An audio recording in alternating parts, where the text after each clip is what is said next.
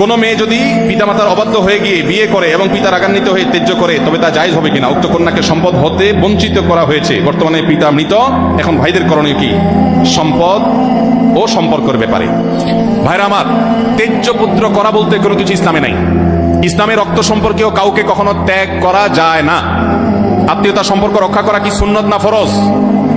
কোন যুক্তিতে নিজের সন্তান হোক ভাই বোন হোক চিরকালের জন্য ত্যাগ করলাম এটা করা জায়েজ নাই। অভিমান করতে পারেন, অভিমানের মেয়াদ সর্বোচ্চ 3 দিন। সর্বোচ্চ কয় দিন? লা ইয়াহিল্লু লিমুসলিমিন আন ইয়াহজুরা আখাহু ফাওকা সালাসি লায়াল। 3 দিনের বেশি কোনো মুসলমানের সাথে আপনি সম্পর্ক ছিন্ন করে থাকা জায়েজ নয়। অতএব 3 দিন রাগ করে থাকতে পারেন।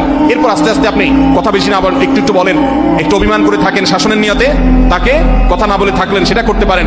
কিন্তু ত্যায্য করে দিলেন, সম্পদ থেকে বঞ্চিত করলেন, এ অধিকার নাই। যত বড় অন্যায় করে সে অন্যায় করলে আল্লাহর কাছে দায়ী হবে, তাই বলে আপনি সম্পদ থেকে বঞ্চিত করতে পারেন না। কোনো বাবা যদি এটা করে যান, তার মৃত্যুর পর সন্তান ছেলেরা যারা আছেন তারা মেয়েকে বাবা বঞ্চিত করলেও ওই সম্পদে মেয়ের যতটুকু হক আছে ততটুকু মেয়েকে ফেরত দিতে হবে, না হলে এই ভাইরাও কিন্তু গুনাহগার হবে আল্লাহর কাছে।